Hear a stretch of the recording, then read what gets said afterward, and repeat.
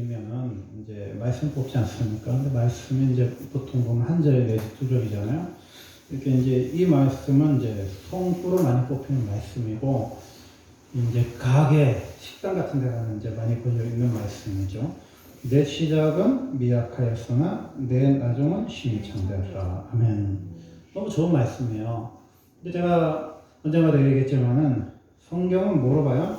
대작으로 봐야 돼요. 그러면은 이 비다시 처음으로 그 욕과 저주로는 얘기의 시작인데, 그러다시피 욥이 고난을 당하고 엘리바스라든지 비다시라든지 소발이라든지 나중에 엘리우라는 친구가 나오는데, 이 욥의 진짜 친구들은 3명이고 나중에 후배 엘리우가 나오는데, 비다시 이제 이야기하는 이야기라는 거예요.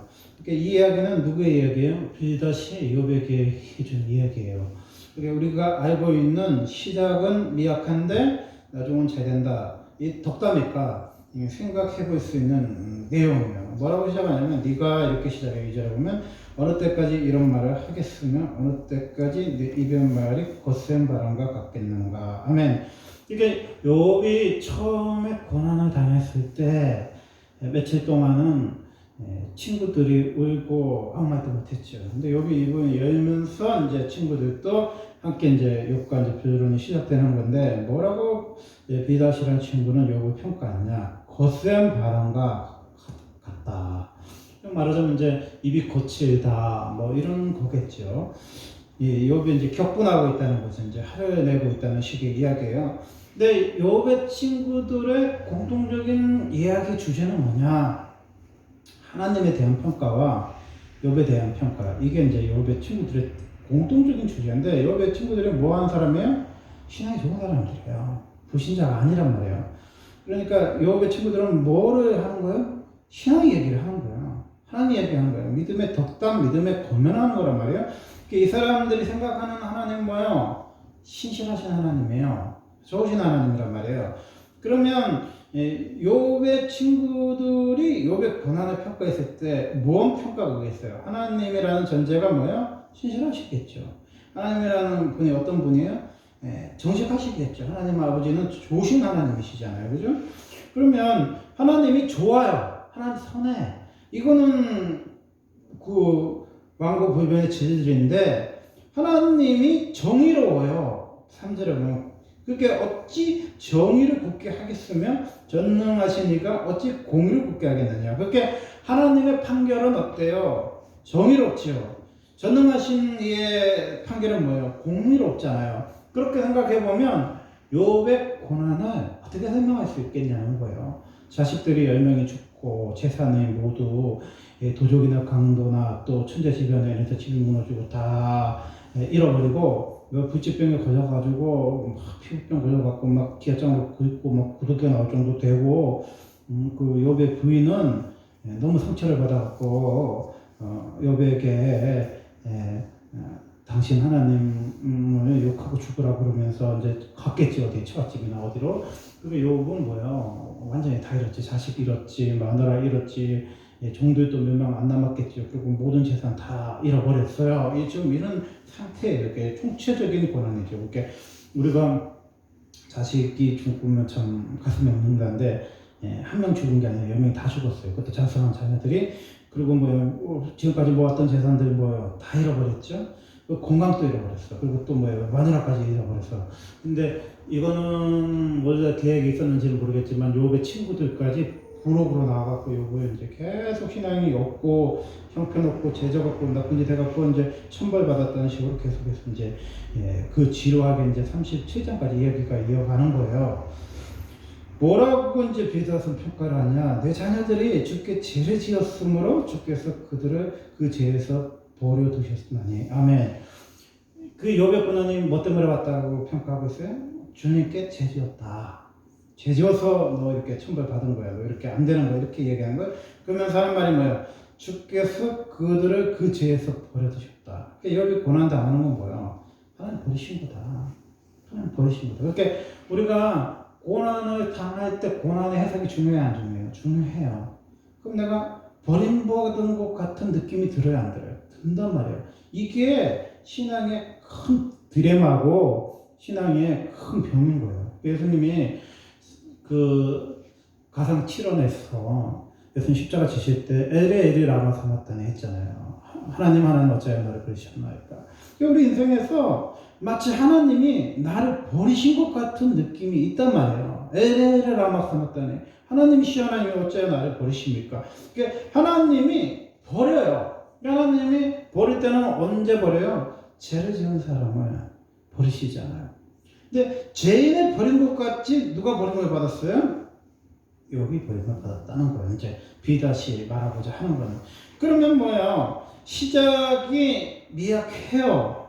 창작게 되자면은 이거 굉장히 좋은 말씀인데 이 말씀만 딱 띄워놓고 막 흠잡을 수 없는 좋은 말씀이고 덕담인데 욥의 친구 비다시 말했을 때 이렇게 하자면 어떻게 해야 돼요?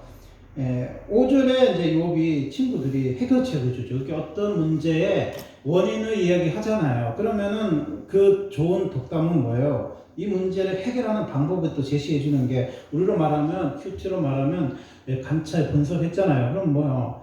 삶에 적용을 하는 큐티가 굉장히 좋은 거잖아요. 그러면 네가 이렇게 죄를 졌어. 하나님이 너를 방치하고 버린 것 같이 보여. 그런데 이랬을 때 욥이 그래도 친구잖아요. 이제 죄를 졌든 어쨌든 안 됐지만 친구니까 와서 위로하는 거 아니에요? 그러면 욥의 내 친구들 마음속에서도 뭐예요? 욥이 잘 되기를 바라는 마음이 있겠죠. 우리가 욥의 친구들은 너무 냉정하게 생각해서 그렇지 실제로는 그런 마음으로 왔을 거 아니에요? 그러면 이렇게 얘기하는 거죠. 하나님을 찾아야 된다. 5절에 보면 네가 만약 하나님을 찾으면 전능하신 이에게 간구하고 아멘. 우리가 뭐예요? 하나님을 찾는 게 뭐예요? 기도라는 거예요. 하나님을 찾는 게 뭐예요? 기도예요. 이렇게 우리가 이렇게 실타래가 막 얽히고 설키고 꼬였어요. 그럼 답이 뭐예요? 하나님이란 말이에요. 인간관계가 얽혔든 질병이 얽혔든 인간의 삶이 꼬였으면 그 원인이 많은 것처럼 보이지만 답은 하나님이란 말이에요. 하나님과의 문제를 풀어야 뭐예요? 풀린다는 거예요. 인생은. 그래서 뭐예요? 하나님 찾아야 답이 있는 거예요. 근데 하나님 찾는데 하나님께 뭐 해야 돼요? 간구해야 돼요. 간구. 근데 이 간구를 해야 되는데 어떤 자세로 간구를 해야 되냐? 이게 이제 비닷의 키포인트인데 6절에 보니까 또 청결하고 정직하며 반드시 너를 돌보시고 내 의로운 처소를 평안하게 하실 것이라. 아멘. 이제 하나님 앞에서 하나님이 돌봐주는데 하나님이 제대로 사람 돌봐주시는데 그 기준이 뭐냐? 청결하다는 거야. 정직하면 하나님 어떻게 해요? 반드시 누구를 돌봐를 욥을 돌봐주신다는 거예요. 그리고 욥의 의로운 처소를 하나님께서 평안하게 하신다는 거예요. 욥의 집이 지금 시끄럽잖아요. 속 시끄럽잖아요. 하나님은 평안하게 하신다. 이거는 이 5절 6절의 말의 멘트만 보면 굉장히 좋은 말씀이에요. 정결하고 정직하며 반드시 너를 돌보시고 내 의로운 처소를 평안하게 하실 것이라. 아멘. 근데 이 문제는 뭐냐면 욥이 그 욥의 욥기 1장에 보면 하나님이 욥을 평가할 때 뭐라 그랬어요? 정직하고 온전하고 하나님을 경외한다고 평가하고 있어요. 욥은 이 동방에서 의로운 사람이다. 욥은 훌륭한 사람이라고 성경의 1장의 전제를 시작을 한단 말이에요. 그러면 이 말이 비다시 하는 말이 맞아요, 안 맞아요? 하나도 안 맞는 말이에요.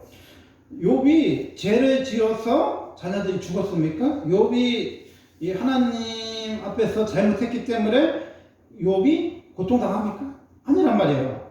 그렇기 때문에 청결하고 정직하면 하나님 돌봐주고 의로운 처소에서 평안하게 하실 거라는 말은 안 맞는 말이란 말이에요. 서방이 안 맞단 말이에요. 왜냐하면 욥이라는 사람이 부정하라는 그 전제로 시작을 해야만 하나님이 온전하다고 정의를 내릴 수 있기 때문에 욥의 친구는 그렇게 그 자기들의 의견을 몰아가는 거잖아요. 근데 실제로는 안 맞아. 하나도 안 맞는 얘기예요. 그렇게 욥의 친구들하고 욥하고 사이가 나빠지면서 욥이 틀어지면서 마음이 힘들어하는 관계가 이제 계속되게 되는 거잖아요. 그러면 우리가 한번 생각을 해보세요. 그러면 이 문제를 어떻게 실타래를 풀어가야 그러면 욥의 문제가 풀릴까요? 이거예요. 여러분이 정직하고 진실하다면 흔들리지 말아야 되는 거예요. 그러니까 여러분이 정직하고 진실하다면 하나님과의 관계가 정직하고 진실해. 그러면 어떤 고난이나 어떤 어려움이 와도 여러분이 흔들리면 안 된다는 거예요. 그게 굉장히 중요한 얘기예요. 그러니까 욥은 정직하잖아요. 욥은 진실하잖아요. 근데 욥이 흔들리는 건 욥의 친구들이 흔들어서 흔드는 거잖아요. 근데 정말 중요한 건 뭐냐? 내가 나를 돌아봤을 때 욥의 친구들이 말한 것처럼 죄를 져서 잘못을 했어. 하나님 앞에 이렇게 벌을 받았으면 회개하면 되는 거잖아요. 그죠? 우리 면에서. 근데 내가 아무리 생각을 해봐도 내가 정직하고 진실하게 살았는데 고난을 당해. 친구들을 이해할 수 없지만 그 고난은 뭐예요? 이 캐션 마크란 말이에요. 인생의 캐션 마크. 인생의 캐션 마크의 답은 뭐예요? 땡땡땡땡땡땡 이제 느낌 보잖아요. 이 느낌표를 여러분이 하나님과의 관계에서 찾아가야 돼요. 그게 정답이란 말이에요. 인간의 문제는요, 누가 풀어요? 하나님만 풀 수 있어요. 이게 하나님의 말씀이 기초석이 되지 않는 사람은요, 이거죠. 사람한테 시험 들 수 있어요. 환경의 시험이 될 수 있어요. 여건의 시험 될 수 있어요. 이거 다 이해해. 근데요, 신앙이 최고 좋은 사람이 마지막 시험 코스가 뭐냐면요, 하나님한테 서서 갈 수 있다는 거예요. 하나님하고 맺힐 수가 있어요. 그래서 예수님은 나로 인해서 시 쫓지 않는다는 복이 있다고 했잖아요. 예수 잘 믿으면 여러분이요, 나중에 가면 하나님 때문에 시험에 드는 사람이 있어요. 시 쫓아갈 수 있단 말이에요. 여러분 넘어질 수 있단 말이에요. 그 왜 여러분이 하나님을 몰라요. 이거죠.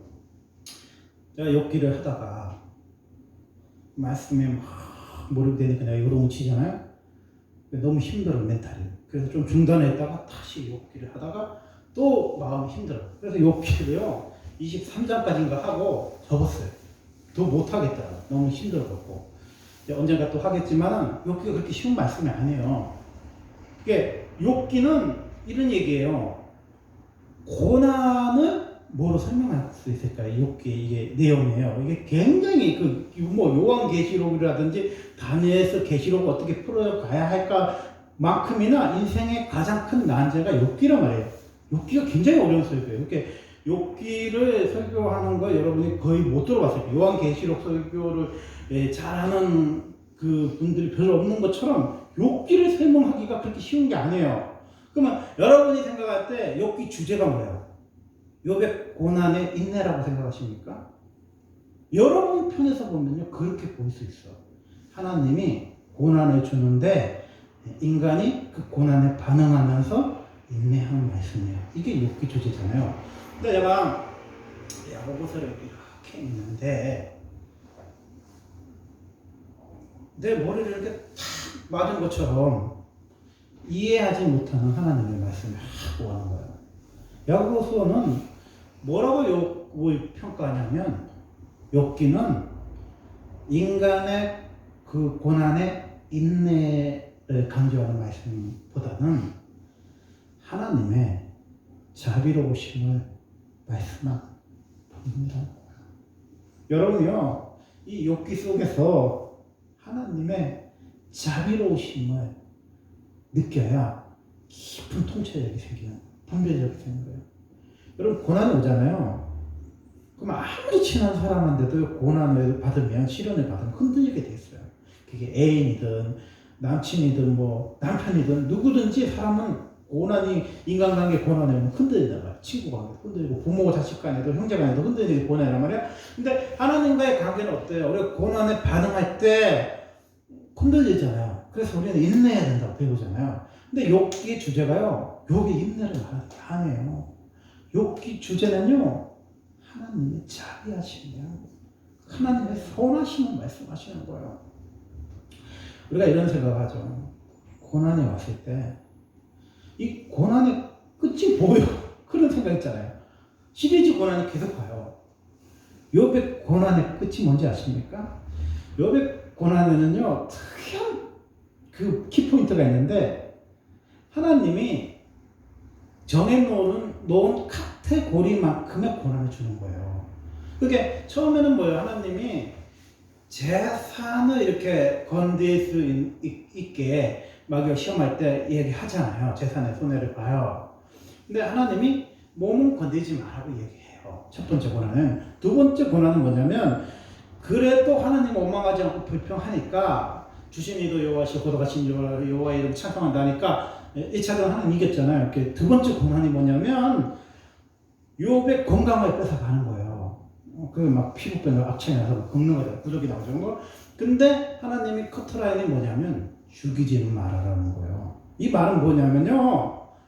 악이 악하고 힘든 사람들을 죽일 수 있잖아요. 그게 자살하는 사람이 있잖아요. 사고로 죽는 사람 있잖아요. 근데 하나님의 사람은 악령이 함부로 죽일 수 있어요, 없어요? 못 죽인단 말이에요. 그러면 병을 줄 수 있어요, 없어요? 못 줘요. 하나님 허락하지 않으면 우리가 병에 걸리지도 않고 하나님 허락하지 않으면 우리 생명을 마귀가 뺏어갈 수가 없어요. 왜? 우리는 마귀 백성이 아니고 마귀 자녀가 아니고 하나님 자녀이기 때문에 하나님이 허락하신 만큼의 고난이에요. 그래서 욥기를 읽어보면요 그렇게 풍지풍파가 많은데 3장부터는 고난이 없어요. 그러니까 1장, 2장에 엄청난 고난을 당하는데 그것도 하나님이 정해놓은 카테고리 안에서 사탄을 움직이게 돼 있어요. 그러니까 사탄은 전능한 자가 아니에요. 그래서 두루두루 돌아다닌다 그러잖아요. 그리고 사탄은 모든 일을 다 할 수 있는 게 아니에요. 하나님이 허락한 범위하에서 활동하는 신이란 말이에요. 그런데 하나님이 허락한 게 뭐예요? 재산을 건드리는데 건강 치지 마라. 이게 첫 번째 하나님의 주문이었고 두 번째는 뭐예요? 건강은 치되 생명 건드리지 마라. 이건 뭐예요? 하나님이 허락하신 고난이란 말이에요. 욥기라는 거는. 그러면 3장부터 지루하게 36장까지 37장까지 해석은 뭐냐면요. 하나님에 관한 이해의 이야기란 말이에요. 그 하나님이 어떤 하나님이냐는 거예요. 욥기의 주제는요. 인간의 편에서는 고난이잖아요. 근데 욥기의 주제는요. 인간의 고난을 설명하는 말씀이 아니고요. 하나님의 자비하심을 설명하는 말씀이에요. 그게 무슨 얘기냐면요. 이런 전제죠. 이렇게 CCC에서 백문백답이 있잖아요. 인간의 모든 문제는 무엇입니까? 예수 그리스도. 우리가 살 길은 뭡니까? 예수 그리스도 이런 거 있잖아요. 그런 식으로 여러분이 모든 인간의 퀘션 마크에 예수 그리스도가 답이라고 집어넣는다고 생각해 보세요. 근데 그 예수 그리스도를 집어넣는데 하나님을 집어넣는데 뭐라고 집어넣냐면 좋으신 하나님이라고 집어넣는다고 생각해 보세요. 하나님은 그 욥의 친구들처럼 전제를 하나님은 공의롭다는 거잖아요. 정직하다는 거예요. 욥의 친구들이 이렇게 이 말을 하고 싶은 거잖아요. 그러니까 욥의 고난을 설명하지 못하고 욥이 죄를 졌다고 이렇게 설명한 거잖아요. 근데 우리가 욥의 친구들의 하나님이 선하신 거는 우리도 인정하니까 뭐라고 설명하냐면 하나님은 좋으신 하나님이야 하고 한번 우리가 그 답을 정해놓고 그 문제의 해석을 한번 해보는 거예요. 예를 들어서 하나님 좋아. 하나님 좋은데 코로나가 왔어요. 하나님 좋으신 하나님인데 내가 코로나 때문에 취직이 안 돼. 하나님 좋으신 하나님인데 내가 재수해. 하나님 좋으신 하나님인데 나는 피아노 반주도 하고 교회 와서 고3 때 와서 수요일마다 애들 모아가지고 기도회도 인도하고 또 시골교회 가서 반주도 하고 교회 봉사도 많이 했는데 하나님을 안 믿는 친구는 기도도 안 하고 교회도 안 나갔는데 명문대를 갔는데 나는 하나님 앞에서 맨날 울면서 성경 읽고 성경 필사하고 교회 가서 반주하고 울면서 기도하고 우리 엄마 아빠는 우리 놓고 금식하고 철회했는데 결국은 재수를 해. 그러면 우리가 뭐라 그래요? 하나님 없다. 하나님 나 안 사랑한다. 그런 하나님 안 믿고 싶다. 그래서 뭐예요? 사람이 수능을 끝나고 나면 뭐예요? 교회 안 오는 애들이 있고 하나님 없다는 애들이 많잖아요. 작년에 365일 중에서 전 국민이 가장 우울한 날을 여론조사를 하는 게 있어요. 1등이 뭐냐면 11월 둘째 주가 가장 우울한 그 13일, 11월 13일, 14일 수능 보잖아요. 보통 목요일쯤에 그때가 전 국민이 가장 우울한 날이라고 이렇게 평가를 하는 거예요. 그러면 전 국민이 가장 우울한 날 2가 뭐냐면 수능 시험을 가채점 했을 때 그 첫 번째는 수능 시험 보내기만 억울해. 근데 다음 날은 가채점을 하니까 집안 식구들이 울고 불고 막 재수를 하니 막 어쩌니 하면서 막 쌈박질하고 막 그러면서 한강을 가니 많이 하면서 전 국민이 가족까지 우울해. 그게 뭐예요? 이 수능이란 말이야. 그럼 여러분이 수능이라는 큰 산을 놓고 봤을 때 여러분이 이렇게 평가를 하는 거죠. 나 열심히 주님기도 막 열심히 최선을 기도하고 열심히 공부를 했어요. 최선을 다했어. 그런데 결과는 낙담이라고 여러분이 만약에 평가를 받았다 쳐봐요. 그러면 여러분 그걸 어떻게 해석해요? 욥의 친구들이 절대 변하지 않는 지혜가 뭐예요? 하나님 좋으신 거잖아요. 그죠? 하나님 정의롭고 공의롭다며요. 그러면 우리는 뭐라고 평가해요? 네가 죄를 졌으니까, 네가 잘못했으니까, 하나님 똑바로 안 믿었으니까, 너가 기도를 뭐 덜 했겠지, 뭐 너가 주일을 빼먹었겠지. 우리는 이런 식으로 얘기를 하려고 하겠죠. 그때 뭐예요? 그 사람이 상처받을 교회를 안 나오는 거죠. 그런 하나님 안 믿고 싶다는 거잖아요. 근데 답은 뭐냐면 야고보서의 주제의 말씀처럼 하나님은 선하시다는 거예요. 하나님이 선하셔요. 저는요, 욥기를 이렇게 가끔 설교하는 선교사님이나 목사님들 강의를 들으면서 뭘 깨달았냐면, 욥기는요, 답이 줄 수 없는 말씀이라는 걸 깨달은 거예요. 이게 무슨 얘기냐면요, 하나님 왜 나한테 이런 고난을 주셨습니까? 나한테 이런 고통을 주셨습니까? 여러분 질문하잖아요. 그러면 목사님들이 뭐래요? 총각 가서 주님한테 물어보세요. 그러잖아요. 하나님이 여러분들이 그렇게 소망하던 그 하나님이 38장의 말씀처럼 여러분한테 딱 나타났다 쳐요. 그럼 내가 만약에 하나님이었다면 뭐라고 설명했겠어요? 네가 믿음이 좋고 진실하고 진실한 거 맞는데 내가 내기를 좋아하잖니. 그래서 사탄하고 내기를 했거든. 그래서 첫 번째 내기가 뭐냐? 재산은 건들되 몸은 건들지 마라. 그런 내기를 했다. 두 번째 내기는 뭐냐? 몸은 건드려도 좋은데 생명은 건들지 말아라 했다. 내가 하나님이었다면 그렇게 설명했을 거예요. 우리 그거 다 아는 얘기잖아요. 근데 욥은 그 얘기를 모르잖아. 지금 그 왜 고난을 당한지 그 당사자는 지금 모르고 있어요. 내가 하나님이었다면요 그렇게 설명했을 것 같아요.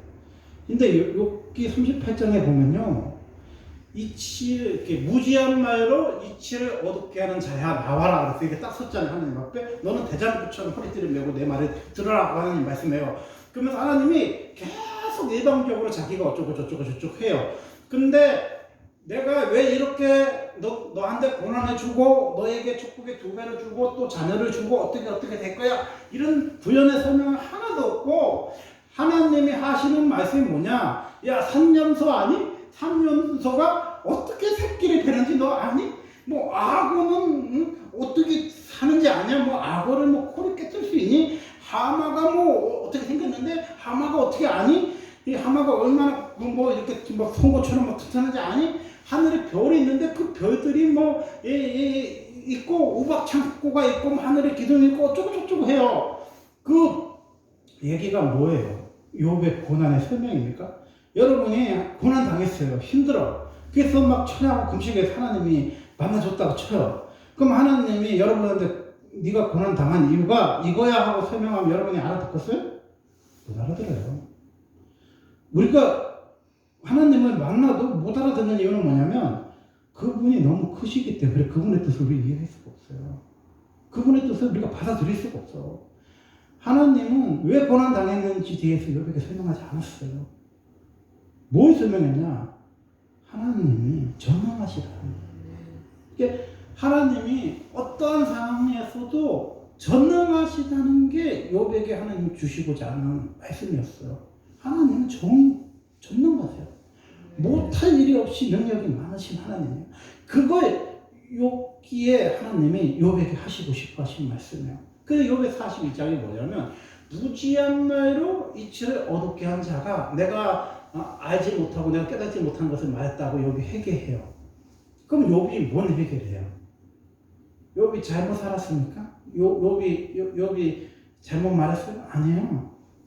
욥이 회개하는 거는 뭐냐면요, 그 고난의 배경 몰라요. 고난이 왜 왔는지 몰라. 고난 이후에 내 삶이 어떻게 된지 몰라.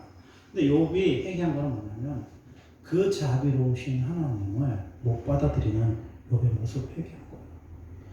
하나님이요 사랑하세요. 자비라는 말은 비슷한 말로 사랑하신다는 거거든요. 근데 그 사랑의 전제로 하나님이 설명해도 여러분이요 고난 당하면 이해 못해요. 왜 나에게 고난을 주시는지 그걸 이해할 수 없잖아요. 근데 그 사랑의 카테고리로 이해해보면 그 자비의 하나님이 우리를 붙들고 계시는 거예요. 우리 한번 생각해보세요. 여러분 인생 살면서 손을 잡고 간단 말이에요. 그럼 여러분 힘들 때 미안하지만 손을 몇 번 놨겠어요? 수도 없이 많이 났을 거예요. 저도 48년 인생을 살면서 너무 낙심이 되고 너무 상처를 받고 교회를 떠나야겠다, 아니면 목회를 그만둬야 되겠다, 그런 생각이 없었겠어요? 인간인데 있었겠죠. 수도 없이 많이. 그래서 가다가 주님 손을 살며시 놓은 적이 없었겠어요? 수도 없이 많이 났어요. 근데 내가 여기에 왜 서 있냐? 목사님 믿음이 좋으신가 보지? 아니에요. 제가 믿음이 좋아갖고 이 자리에 서 있는 게 아니라 그분이 나의 손을 놨지 않았기 때문에 내가 그분의 손을 못 놓고 있는 거예요. 여러분, 말씀의 힘이 뭔지 아십니까? 요동치에 되어 있잖아요. 말씀을 전해보면요, 요동치는 내가 말씀에 반응하면서 그 말씀 안에 들어가는 모습을 보여요. 이게 풍랑이잖아요.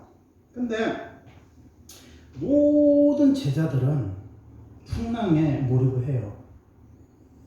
그런데 예수님이 또박 걸어온단 말이에요. 무슨 예수님 슈퍼맨도 아니고 사람이 어떻게 또박 걸어오겠어요? 그 바다 위로. 다 막 기세척방 이제 귀신이라고 유령이라고 읽고 있는데 예수님이 난이 그러잖아요. 그러면서 내가 말하는, 니들이 말하는 주님이다, 선생님이다, 이렇게 하잖아요. 그러면 여러분 같으면 어떤 반응을 하겠어요? 주님이 풍랑을 잔잔하게 해주세요, 이렇게 해야 반응이 맞잖아요. 그런데 베드로는 엉뚱한 발성을 해요. 항상 베드로가 문제인데, 주님 저도 걸어가게 해주세요, 그런단 말이에요. 아니, 예수님이 배로 건너와서 풍랑을 잔잔해 주는 게 제일 중요한 문제잖아요. 근데 베드로는 엉뚱한, 제자들은 다 그렇게 말하고 싶은데 그 수제자인 베드로는 뭐라고 얘기하냐면, 나도 풍랑 위에 서게 해주세요, 이렇게 얘기하는 거예요. 그래서 이게 무슨 얘기냐면요, 풍랑이 만약에 없었다면 베드로의 믿음이 바다 위에 못 섰을 거예요. 이게 풍랑이 불고 예수님을 만남으로 말미암아 만유의 법칙이, 중력이 깨지면서 인류 최초로 베드로가 물 위로 걷는 거예요. 그럼 한번 생각해 보세요. 우리가 뭔 얘기를 하면 예수님이니까, 하나님이니까 그러잖아요.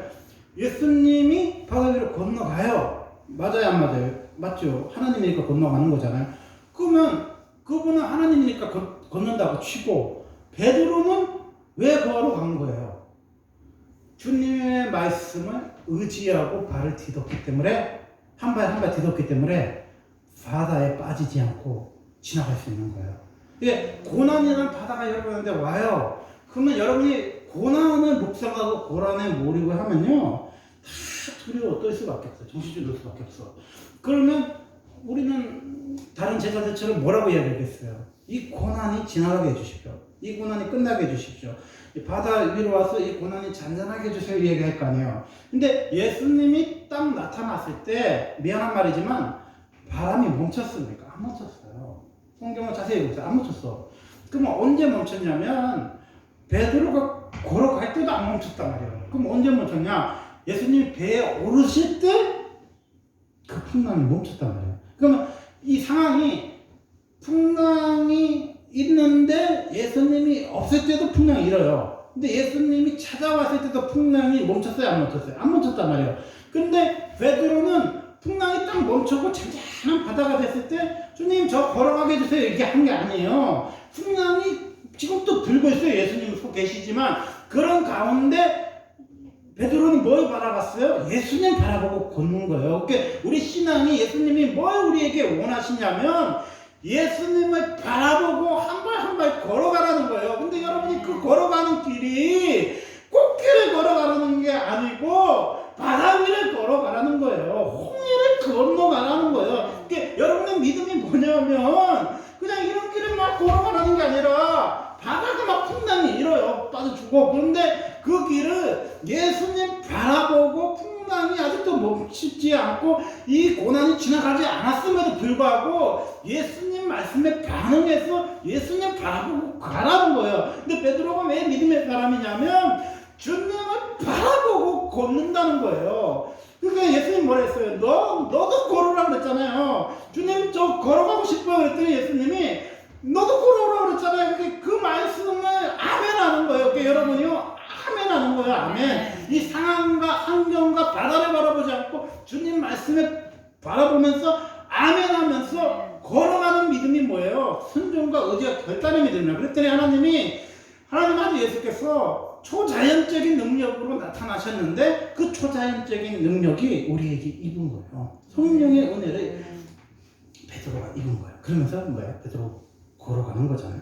마찬가지로 우리 믿음의 길이라는 거는 욥기 23장 말씀처럼 내가 앞으로 가도 그가 없어요. 뒤로 가도 그가 없어요. 나의 가는 길은 누가 알아요? 그가 아신단 말이에요. 근데 그가 나에게 이 고난을 왜 줬어요? 욥은 뭐라고 했어요? 나를 연단하신 후에 정과 같이 하나님께서 만드시기 위해서 이 고난을 줬다고 고백하잖아요.